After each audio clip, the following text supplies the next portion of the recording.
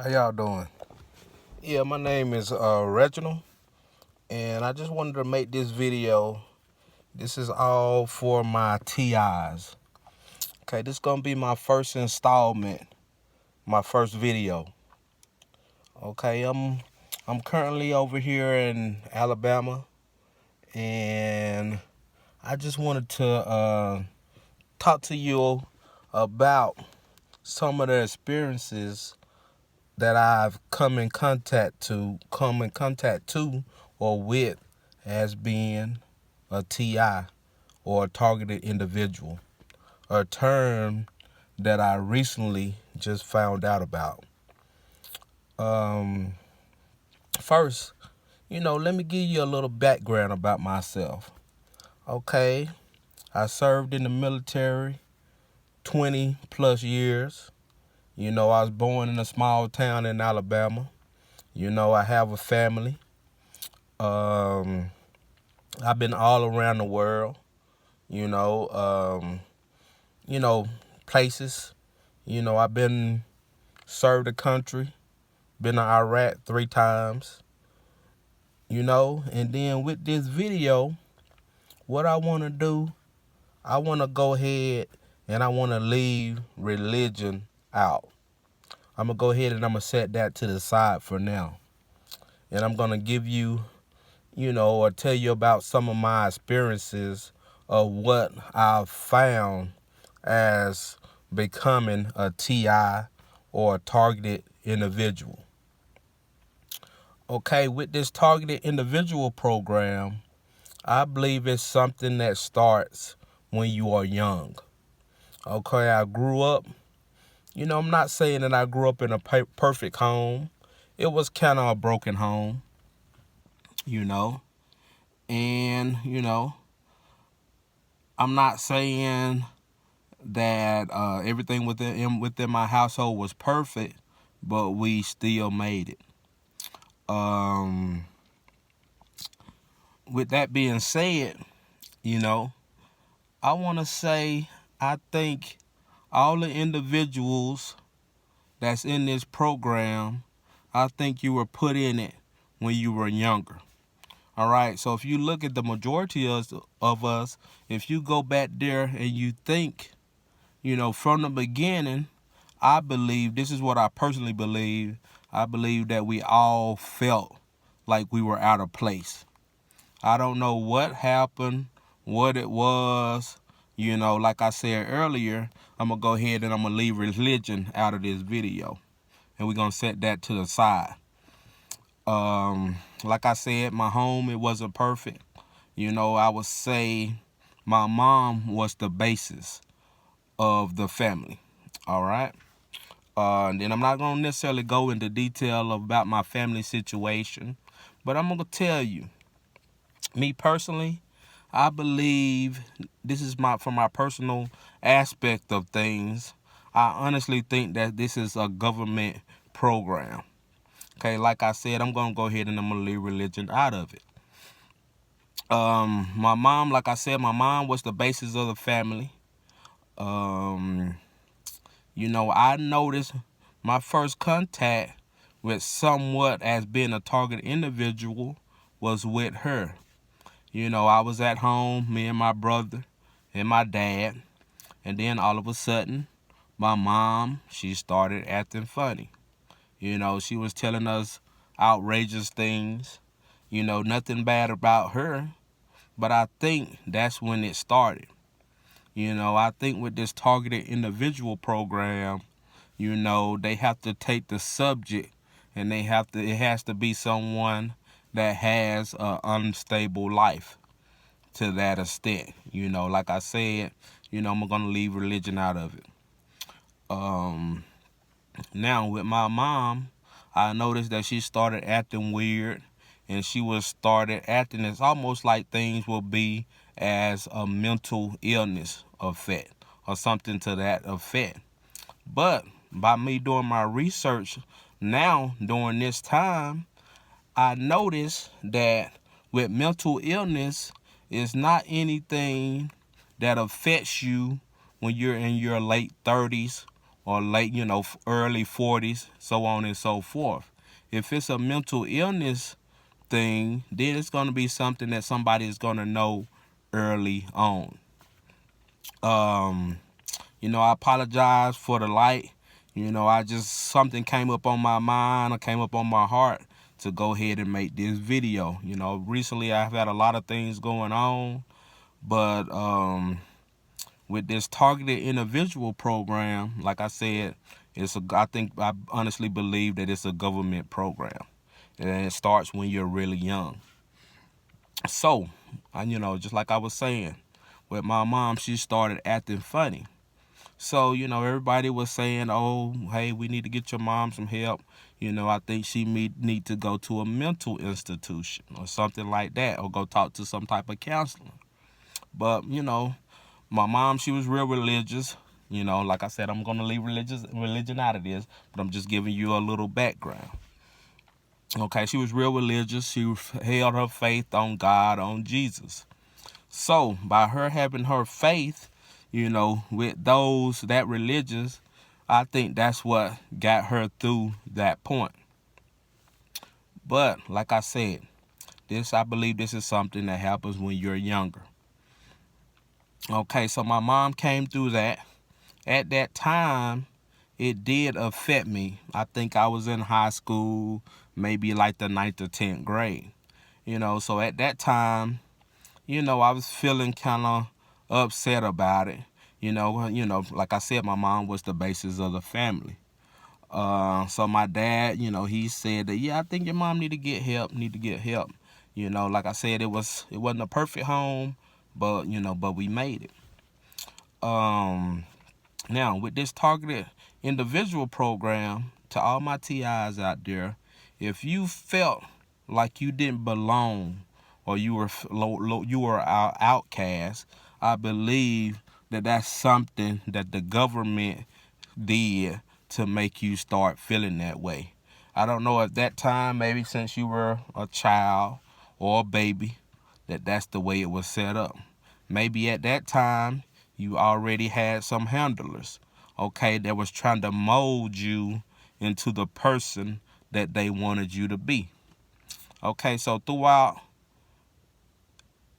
elementary, middle school, high school, I always had that feeling of like I wasn't accepted. Did I have a handler? I don't know. Maybe I did, or maybe maybe I had some type of influence that was influencing me or giving me those thoughts, to bring my vibration down.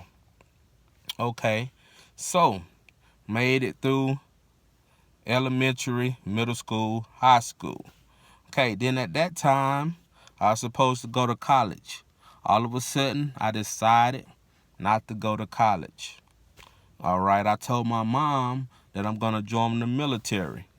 Okay, was this already set up, or was this part of my path that they wanted me to go? I don't know. It's hard to say. But now that I'm putting the puzzles together, the pieces of the puzzle together, it seems like maybe it was. Okay, like I said, I joined the military at the age of 17. Came in on the delayed entry program. Okay, first duty station, Fort Hood, Texas.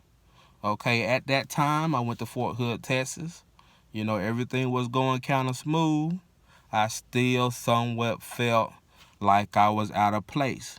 I was having a couple of issues when I first got to Fort Hood, but my sergeant, he said, hey, one of my friends or battle buddies, he came in and he kind of, helped me along the way. Okay, like I said, I was at Fort Hood, Texas. Okay, during this time, I got married. I'm not necessarily a high school sweetheart, but I married my first wife. Okay, we had a couple of issues, but that all just comes with being young and married. Okay, so went to Fort Hood, Texas. From there, I went to Alaska. the same thing. Our marriage was, having a lot of issues, a lot of arguments, things of that nature. So I still kind of felt like our marriage was falling apart. Honestly, I believe that I got married, or we both got married too young. Okay, from there, from Fort Hood, Texas, I went to Alaska, and then, like I said, my marriage was falling apart when I was in Alaska. At that time, I came up on my first deployment. First deployment, it went smooth, no issues. I made it back with all my fingers and my toes, if you know what I mean.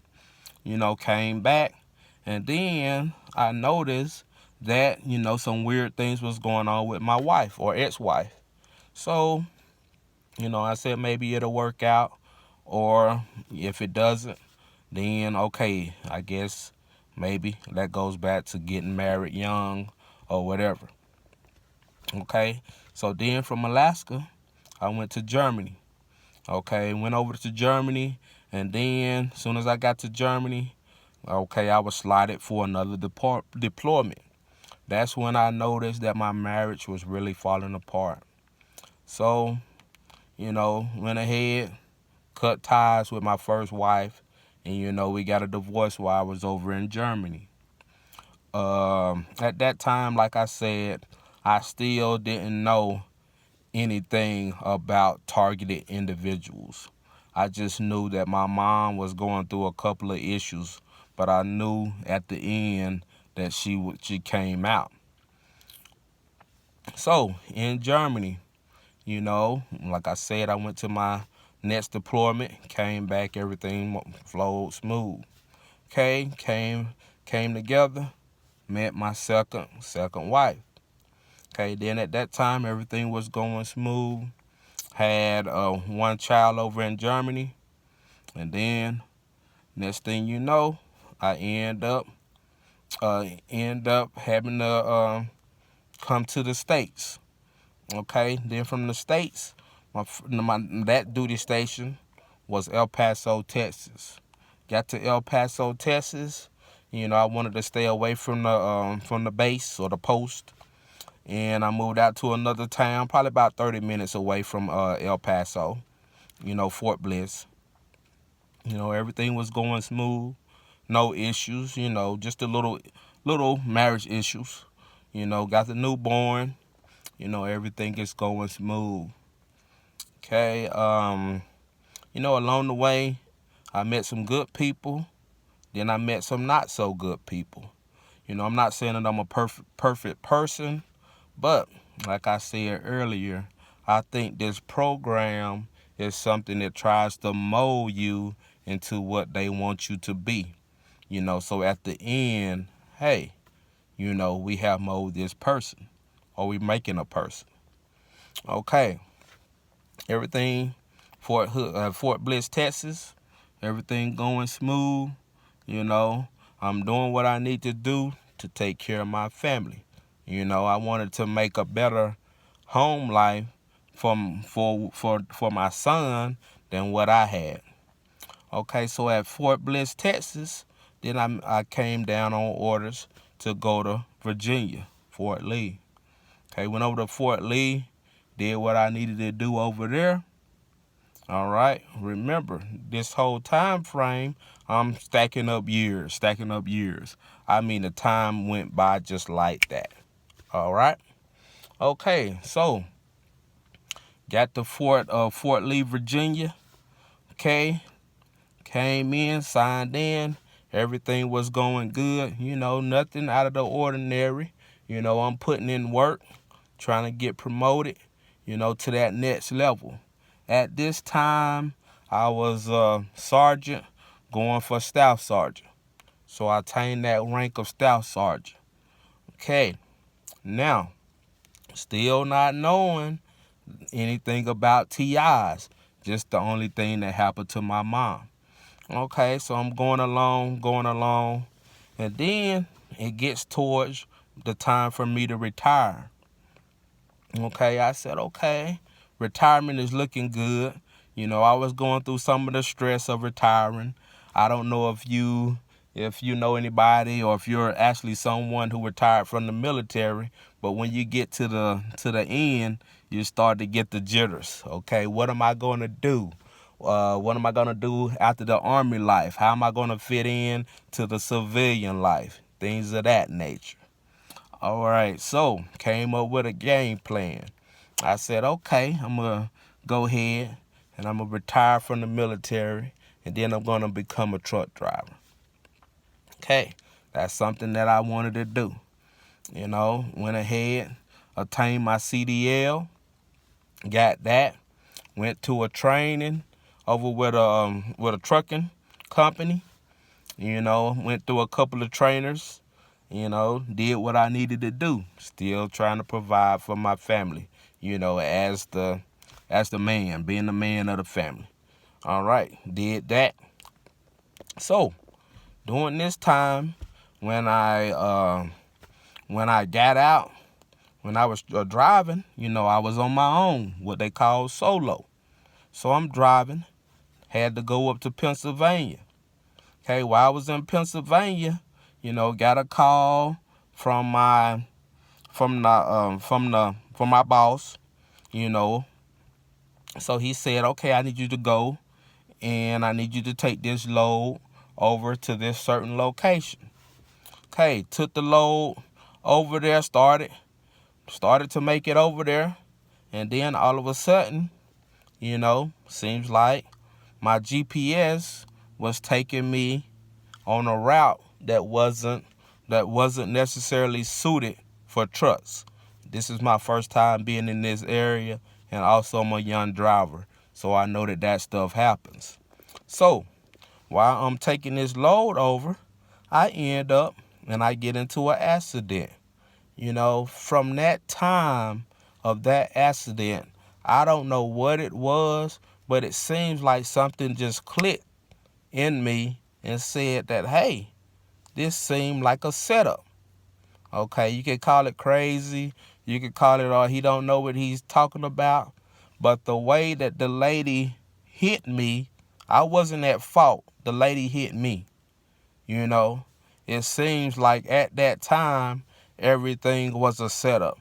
I mean, as soon as the lady hit me, it went from no cars on the road to cars everywhere. I even had a guy come up, and I'll never forget it. He was in a Ford pickup. He said, oh, you was on the wrong road. You should have never been on this road. It was like he was already placed there. So, I'm thinking at that time, I'm saying, man, this feel like a straight setup. The cop, they called the cop, he came over, and in the beginning, he was like, oh, you should have never been on this road. And then eventually he calmed down.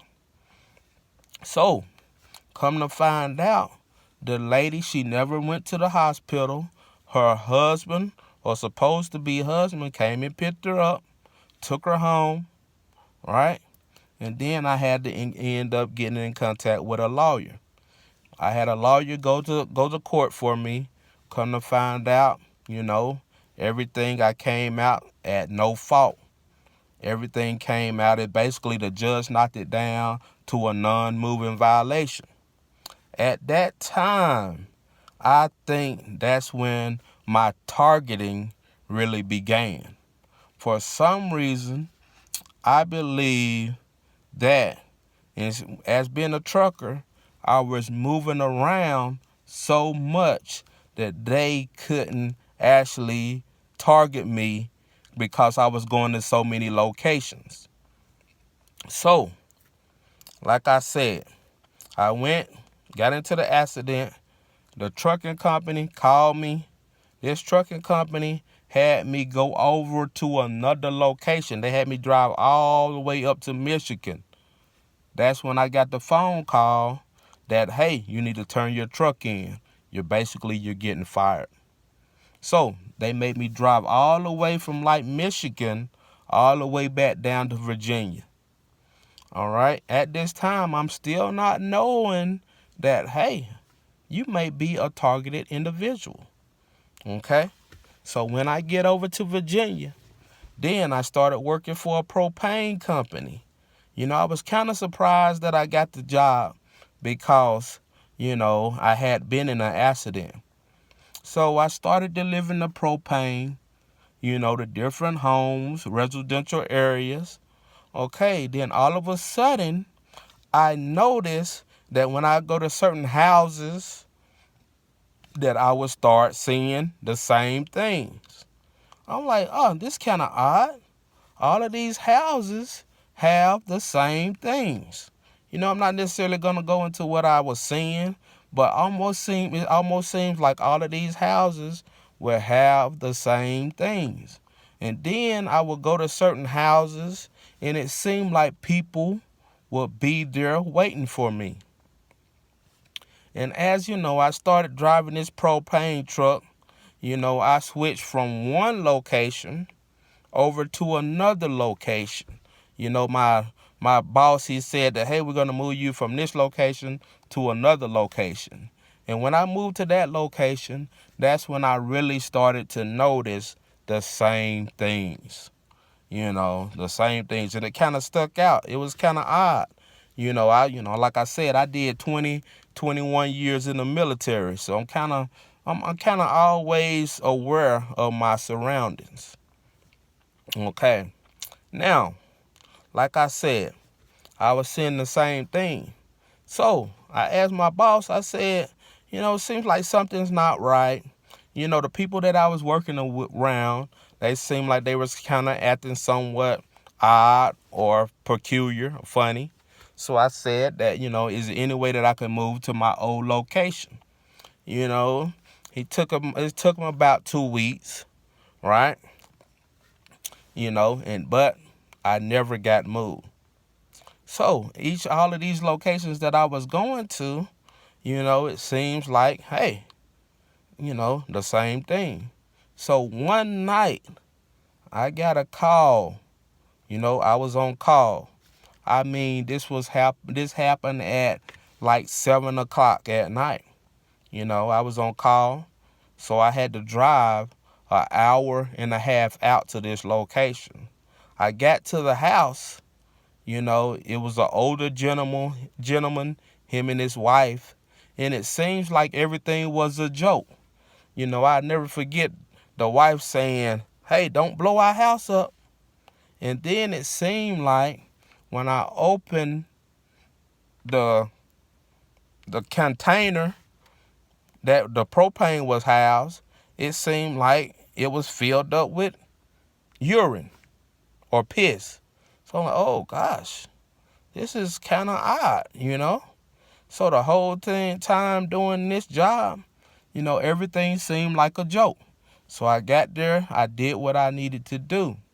And then as soon as I was leaving that location, all right, I got another call. Remember that it was 7:00 at night when I left. It took me an hour to get there. So by the time I finished, I'm looking at about maybe 9:30.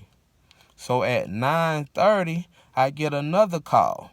Then I have to drive another hour. So that put me about 10:30, 10:45. I get over to this house. I do what I need to do. And these people are acting funny. It's an older couple again. And it seems like they're talking to me, talking to somebody else, talking to me. And I'm like, okay, it's kind of odd. Okay? So, with this, I felt like something wasn't right. Now, let it be known that when I started that day, it felt like all of a sudden some type of fear came over me. Like I was so nervous, and I never felt like that. Remember, I was in Iraq. I've been 3 tours in Iraq, and I never felt like that. Never felt like that even in Iraq. So I'm wondering what's going on. At this time, I'm thinking maybe I need to go talk to my counselor again, All right. So I pushed through that, finished. I get home about maybe 1 or 2 o'clock. Then when I came home, I was talking to my brother the whole time, because something didn't feel right.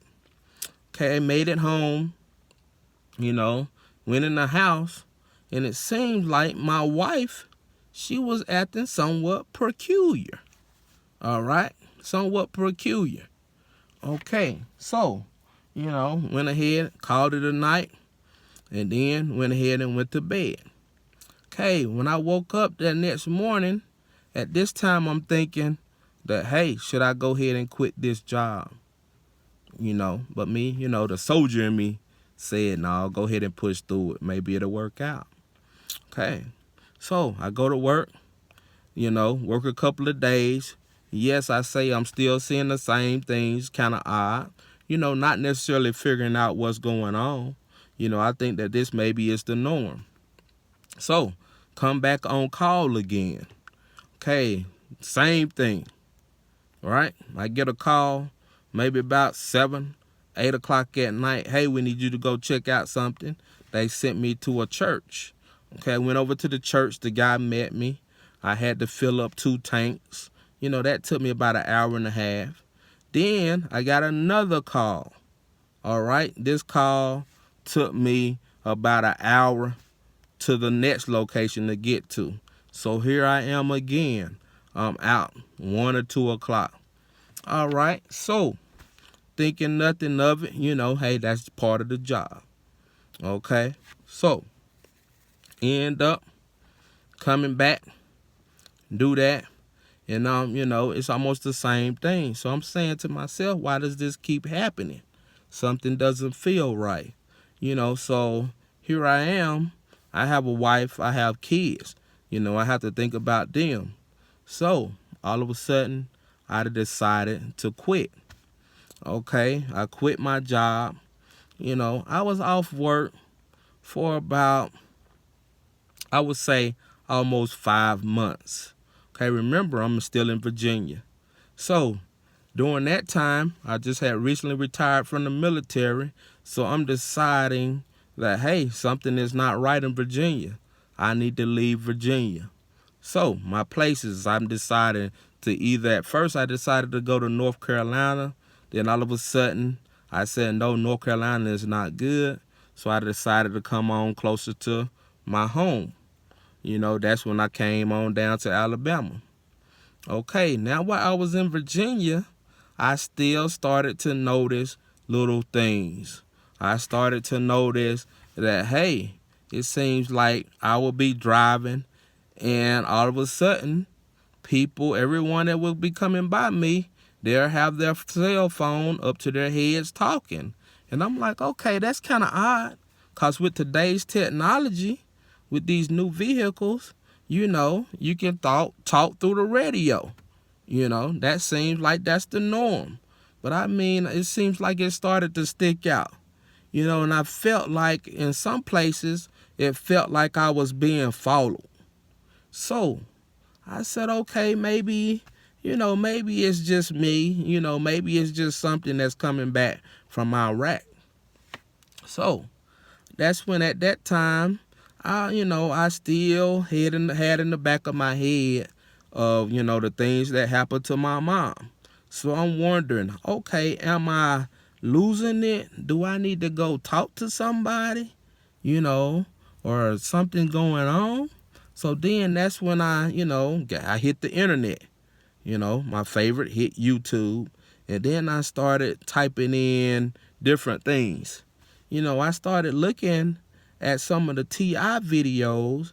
And then that's when I noticed I put some of the things that some of the individuals were saying on the YouTube videos or the T.I. videos. That's some of the same encounters that I was having. Certain cars, the same cars seeing throughout the day, the same color cars, people wearing different shirts, yellow, bright lime, orange. Those things kind of stuck out and it kind of triggered me,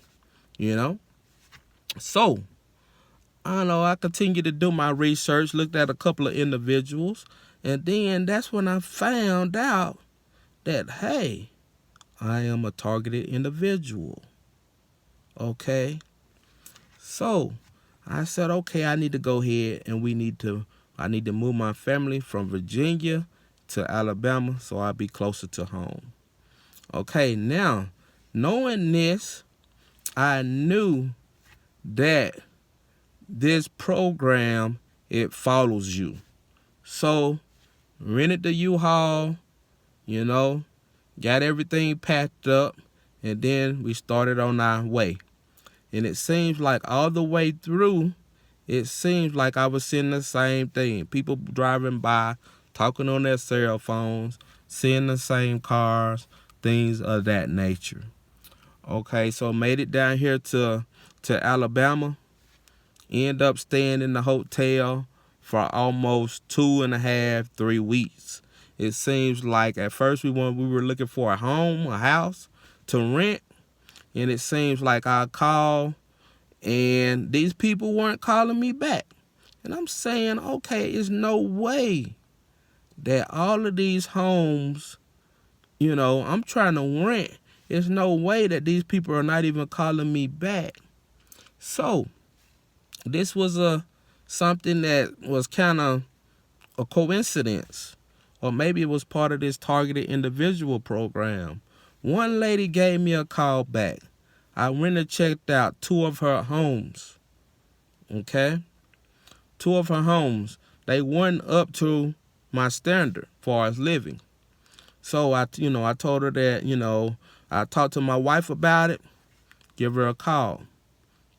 So this same lady, right? She kept calling me. I told her, I said, no, I don't think this is the home for us. So I decided to take my family out to a restaurant to eat. I got to the restaurant, and then all of a sudden, I look up, and the same lady who was going to rent the houses, she was at the restaurant. And when I pulled up to the restaurant, I got out of the car, me and my sons and my wife. I looked back, it was 2 individuals pulled up in a vehicle, and they had the cell phones, and they looked like they was recording us.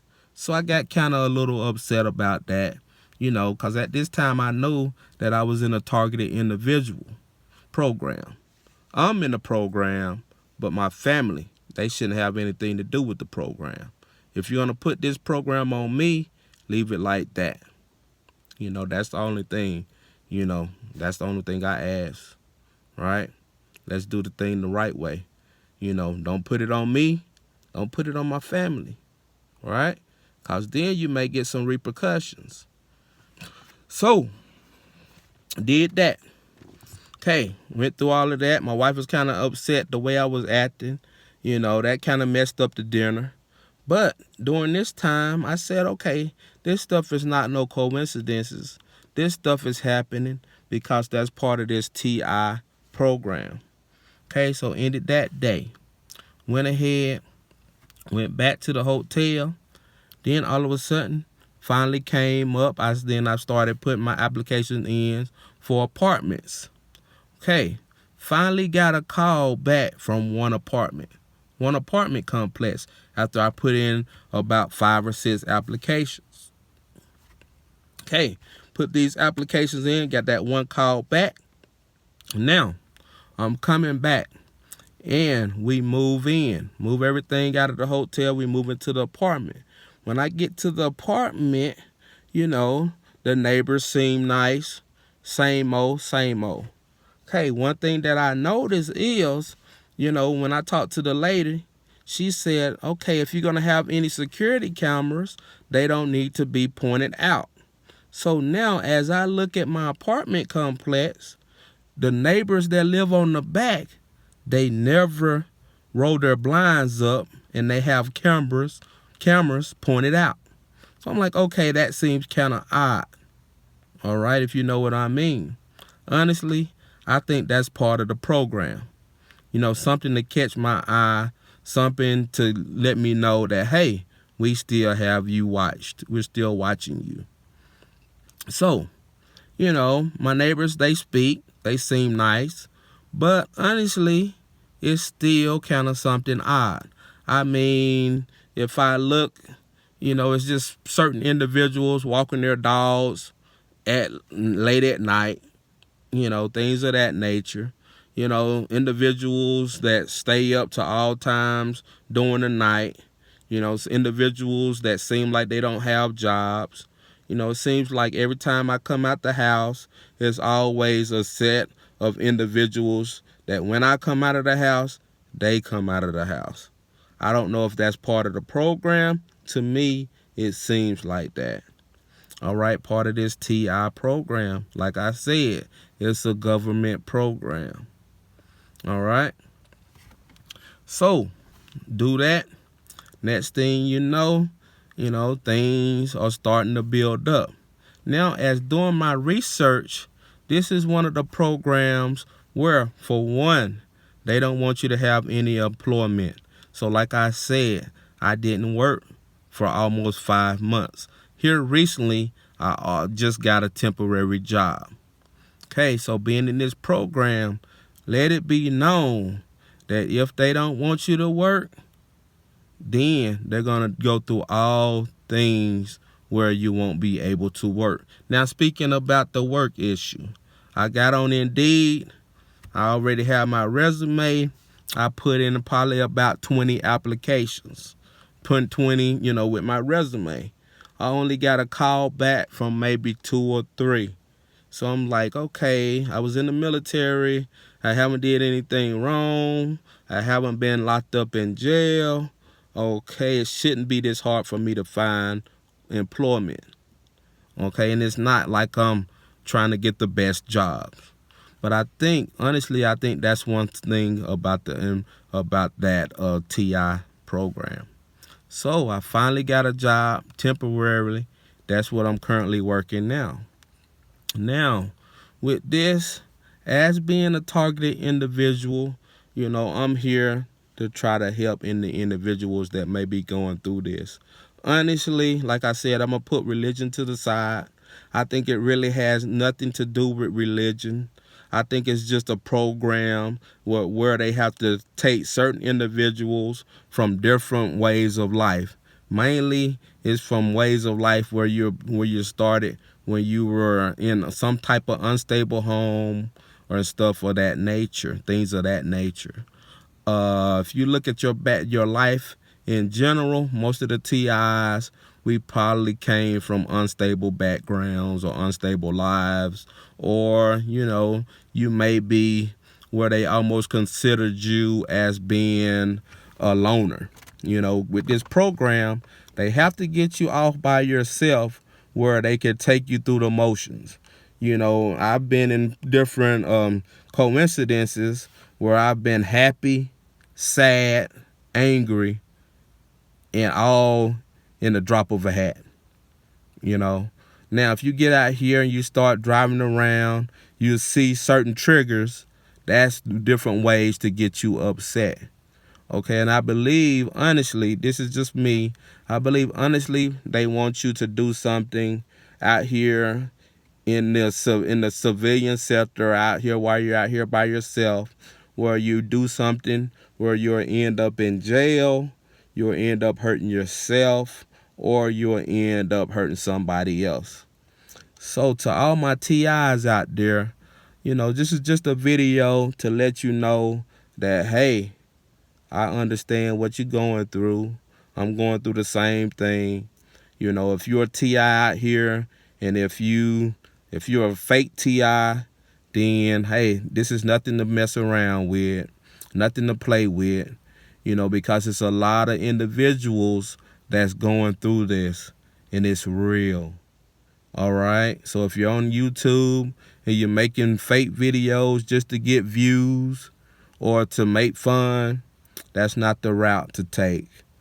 There's a lot of good individuals on here. They seem like they're pretty upfront, straightforward, and it's a lot of good information.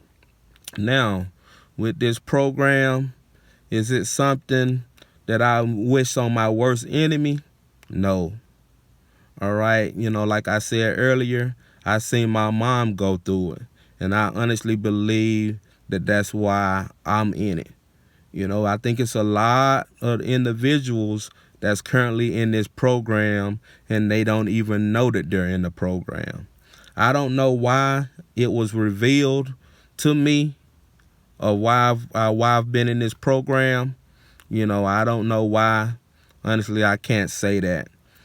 Um, but to my TIs out there, I say just keep your head straight. Don't let it get you upset. I know that's hard. Don't do anything where you'll end up hurting yourself, hurting somebody else. Ultimately, when you look at it, you look at the statistics. Um, it's a lot of individuals that they can't take it anymore, so they end up committing suicide, end up going out and shooting people or killing people. You know, and that's not necessarily the way that you should go. Just like with any other program, hey, they have to prove that their methods are working. Okay, I don't know if you've done research on this program. This is an anti-terrorist program. All right, so something that they use for people that's terrorists against the country, or something that they use when they go to other countries. But this is, to me, honestly, it shouldn't be used here. Maybe they've been using this thing. I know they've been using this thing since the 50s or 60s. And then just like with technology is improving every day. I've had the voice to skull. I've had the mind control. I've had, whatever you can name. I go to the store and it's already individuals there waiting for me. Sometimes, I end up where I forget things, but I know that's part of the mind control. It have you where, different thoughts may come into your head and you may think, hey, that's not even me. It's different handlers out here, whether it be your neighbors, whether it be other individuals. Maybe it may be a computer system that's running everything. Who's to know? Who's to say? But, to my perpetrators, to my gang stalkers, hey, honestly, just know, if you know that you're getting into this type of business where you're going around and you're trying to intimidate individuals, or you're trying to scare individuals, or you're trying to get attention, just know what you sign up for. That's all I say. Because just know what you signed up for. Just remember that, hey, my life is important and your life is important. But if you signed up for something that may get you hurt or something of that nature, that's something that I would never do. Like I said, I've done 3 tours in Iraq and I made it back with all my fingers and toes. So I know how important life is. I know it's a lot of young individuals, they haven't really lived their life, but this is nothing that you want to sign up for just so you could get your apartment or a new car, $20, a gift card. This is nothing that you want to sign up for. And to all my older individuals that's perpetrating, traders, that's handlers, hey, that's nothing that you want to do. You should never even be a part of that. All right? Because you're over here, you're destroying people's lives. It's a lot of good individuals that have been put in this program, but, it's nothing that you want to do. Because at the end, hey, it's going to come back. I don't know why you're in the program. I don't know why you're doing it.